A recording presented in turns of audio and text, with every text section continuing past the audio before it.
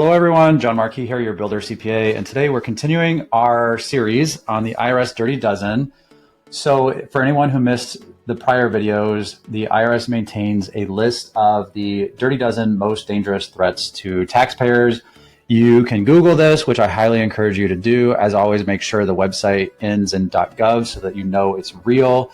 And we're going to skip ahead. Some of these are kind of boring and they don't really pertain to home builders, but one that I have seen that I've helped a client with is the Overstated Withholding Scam. This is a recent scheme circulating on social media encouraging people to fill out Form W-2 wage and tax statement or other forms like 1099 NEC for non-employee compensation, and other 1099s with false income and withholding information. In this overstated withholding scheme, scam artists suggest people make up large income and withholding amounts as well as the fictional employer supplying those amounts.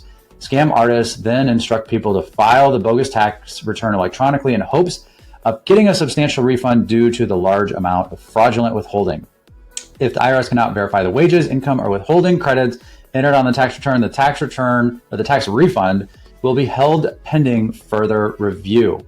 So this can happen in a number of ways. Potentially you hire an employee, you give them their W-2. When they go to fill out their tax form, either they are misinformed or acting maliciously, but the withholding numbers on the W-2, they change them to be higher than what was actually withheld. And this will result in an immediate higher refund for them. But if the IRS catches on, they will follow up with a nice tax bill for your employee.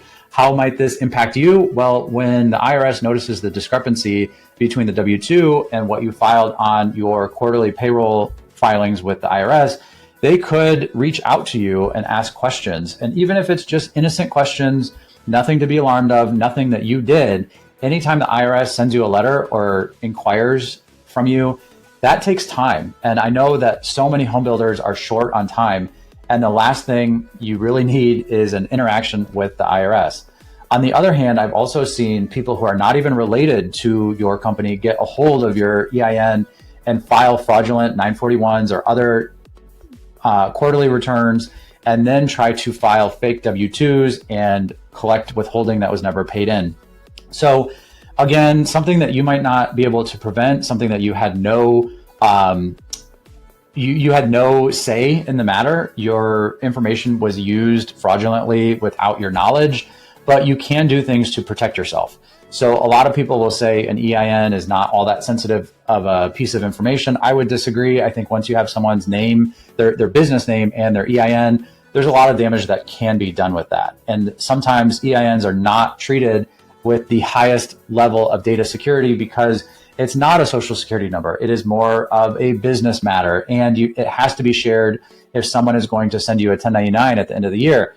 So sometimes these EINs are tossed around without thinking too much, or they're shared through unencrypted electronic means. So just be careful with anyone who has your information. It might not even be them. It might just be the fact that they did not store it in a secure manner, or they sent it to someone that they should not have. So if you keep your information on lockdown and always evaluate who is asking and why are they asking for your personal details, hopefully you can alleviate any of these unnecessary interactions with the IRS. As always, thanks for watching. Have a great rest of your day.